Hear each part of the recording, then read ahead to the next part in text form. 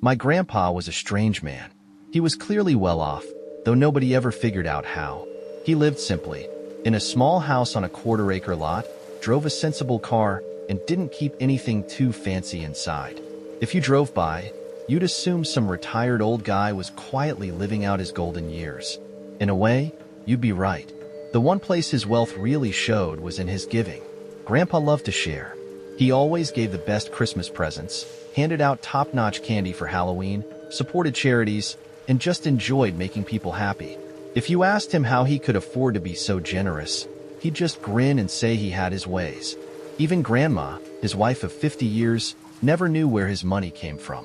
So, when he passed, we were all curious about who would inherit his mysterious fortune. I'd always had a special bond with Grandpa. My cousins loved him, of course, but we were especially close. My dad had taken off before I was even born, leaving Grandpa and Grandma to help my mom raise me while she worked. Some of my best memories are sitting on the couch with him, watching TV, strolling around the neighborhood, or getting ice cream from this little shop down the street. Grandpa had a way of reminding me to enjoy the small things in life. Don't underestimate the little things, he'd tell me, pulling a strange object from his pocket. Take this door knocker, for example. I found it as a young man, digging through a landfill looking for bottles to sell. It's my lucky charm. Changed my life forever. The door knocker was always with him. It was a brass piece shaped like a hand holding an apple, crafted with incredible detail. You could see the nails on the fingers, the stem and leaves on the apple, and even wrinkles on the knuckles. As a kid, I couldn't believe Grandpa had just found something like that in a dump, but he carried it everywhere, and I suppose it brought him luck. At his funeral, the church was full of people sharing stories about Grandpa and his generosity. Afterward, my 3 cousins and I were invited to the lawyer's office for the will reading. Grandpa's giving nature extended beyond life. He left each cousin a trust fund, payable when they turned 30, along with a monthly allowance. For me, he left the house. I wasn't upset. In fact, I was relieved. My mom had recently remarried, and even though I liked her husband, Max, it was time for me to move out. Grandpa's house was the perfect size for a college student without much going on in the way of relationships. It was close enough to campus to be convenient. Before I left, the lawyer handed me one last thing. "Your grandfather wanted you to have this," he said, passing me the brass door knocker. I thanked him and thought about where I could hang it in the house. It seemed fitting to set up a little memorial for Grandpa with the knocker as the centerpiece. That same day, I packed my things, said goodbye to Mom and Max, and moved into Grandpa's house. Over the next few days, I started making the place my own. I mounted my TV on the wall, moved Grandpa's favorite chair, filled his bookshelf with my own books, and donated most of his clothes and belongings to a charity he supported. The people there knew him well, thanks to his regular donations, and a few even offered their condolences after hearing about his passing. By Friday, about 4 days after the funeral, I noticed the door knocker still sitting on the counter. I remembered my plan to hang it up and create a little memorial. With nothing else on my plate that day, I got to work. I hung the knocker in the living room, just above a small shelf where I placed some candles and a photo of Grandpa. I added a few of his personal items, too: his wallet, a pocket watch he used to wear, a tin of Altoids, and a couple more pictures of him. The knocker was the centerpiece, and once I was done, it looked perfect. I stepped back to admire it, imagining Grandpa would have appreciated the setup. That night was the first time I heard the knocking. I was lying in bed, mindlessly scrolling through my phone before falling asleep, when I heard a loud thump from the living room. I pulled out my earbud and paused, thinking maybe something had fallen or someone was at the door. But the house was silent. I figured I'd imagined it, but just as I was about to put the earbud back in, I heard it again. This time, it was 3 solid knocks coming from the living room. Then, nothing. I got up, half expecting to find someone knocking at the front door. I peeked through the peephole but didn't see anyone. When I opened the door to check, the porch was empty. Grandpa didn't have any bushes or trees around the front, so there was nowhere for anyone to hide. Whoever, or whatever, knocked would have had to vanish into thin air to avoid being seen. Shrugging it off, I closed the door and headed back to bed. I had just reached the hallway when I heard it again. 3 loud knocks, followed by silence. I turned back, staring at the front door, but there was nothing there. The sound hadn't come from the door anyway. I was sure of it now. The knocking was coming from inside the living room. I glanced around, checking the windows and even wondering if a woodpecker might be outside, but the night was still. I tried to ignore it and went back to bed, deciding I'd make sense of it in the morning. But that wasn't the last time I heard it. The knocking came back over the weekend. Sometimes it was one knock, other times 2 or 3, always followed by a 10-second pause and the same pattern repeating before stopping altogether.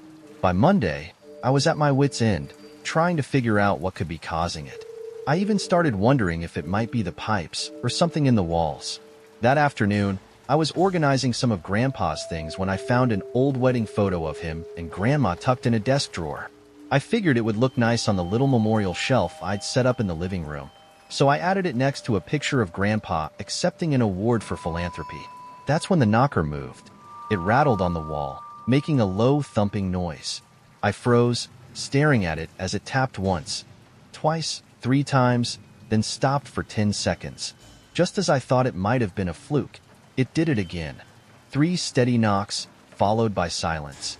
I took it off the wall and turned it over in my hands, looking for any kind of mechanism, but it was just a solid piece of brass, nothing unusual about it. The knocking happened 2 more times that day, and by then, I was dying to know what was going on. I started digging through Grandpa's desk, hoping for a clue. That's when I found the letter. It was tucked in the middle of an old ledger book, addressed to me, written in Grandpa's familiar cramped handwriting. The letter wasn't even sealed, which wasn't like him at all. I unfolded the single page of notebook paper and felt like Grandpa was talking to me through his words. I hope you're enjoying the house and that you found this letter in good time. I thought about leaving it with James to pass along, but I decided it was better for you to find it on your own.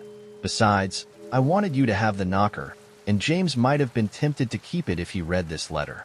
He's a good man, an honest one, but greed can make people act in strange ways.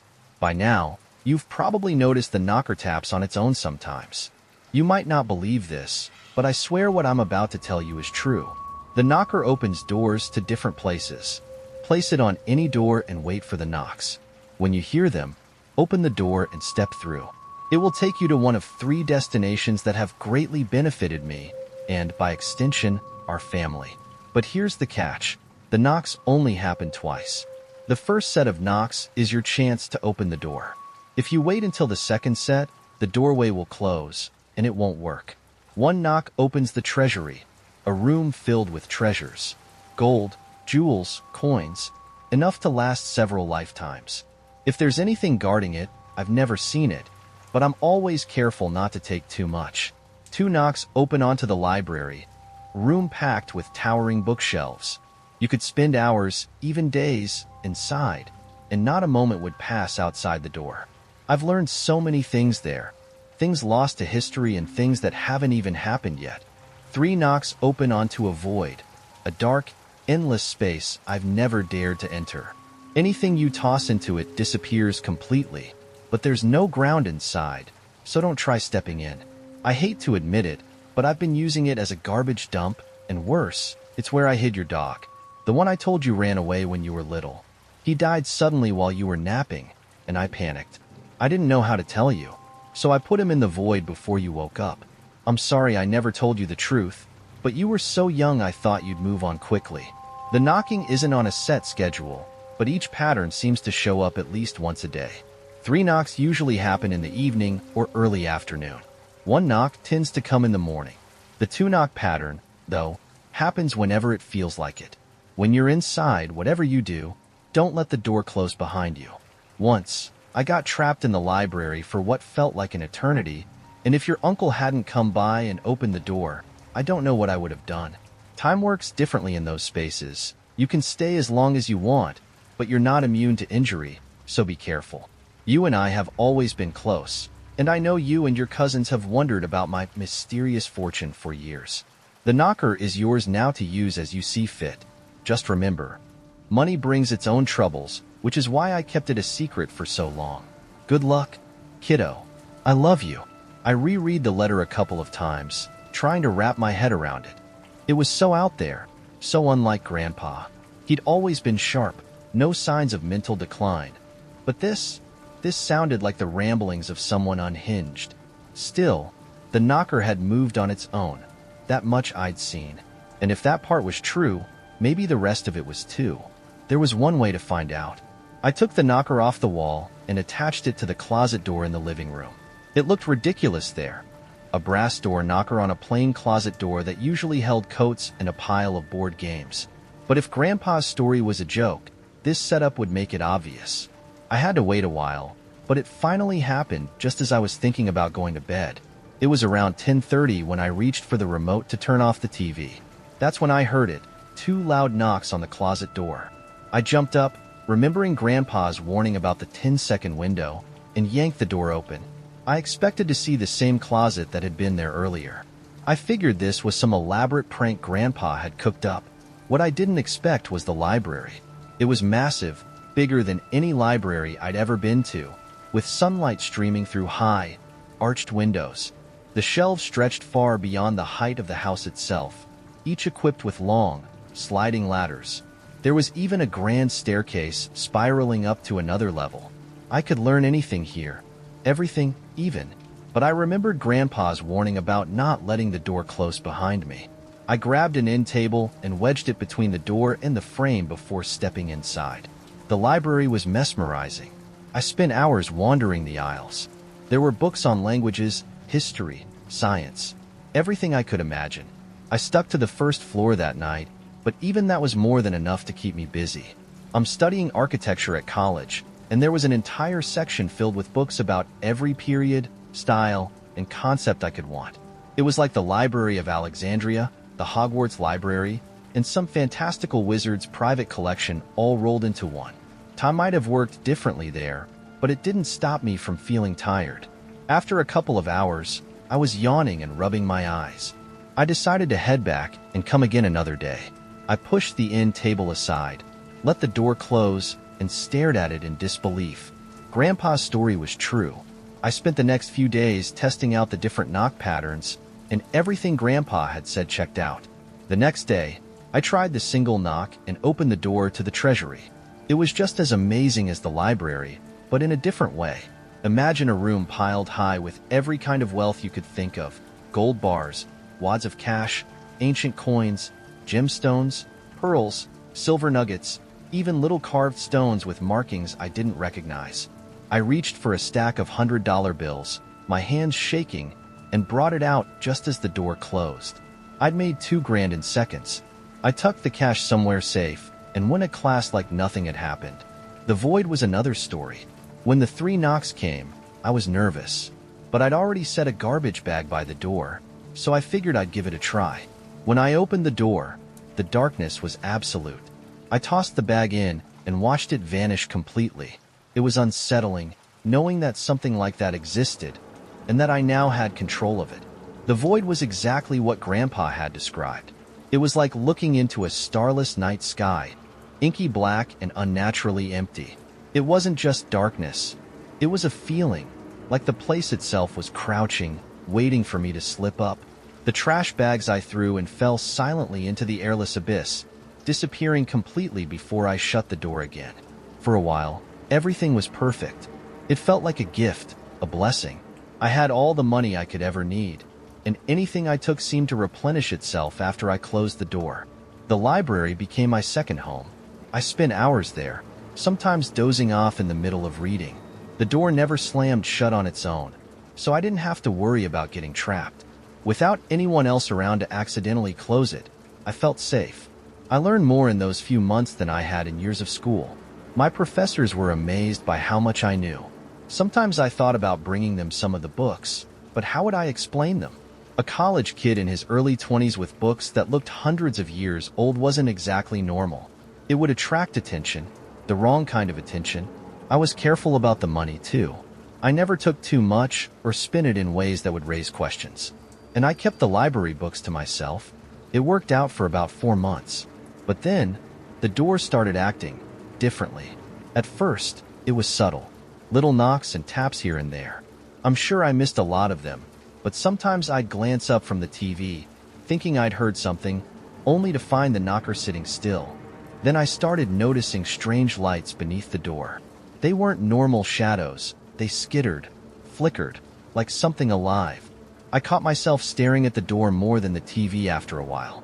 Trips to the library and the treasury stayed the same. Calm, predictable, but it was the time in between that started to unnerve me.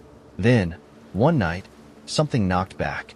I was brushing my teeth when I heard 3 heavy knocks. That wasn't unusual.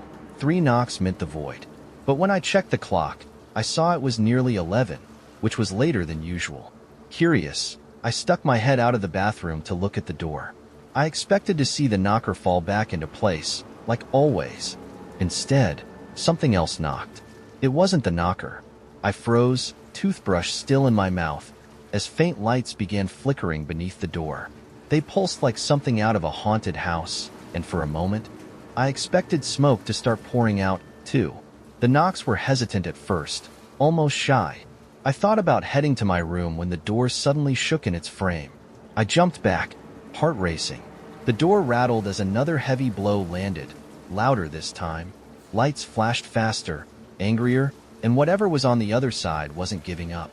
The third hit cracked the wood, and I fell onto the floor, watching in terror as something broke through the surface.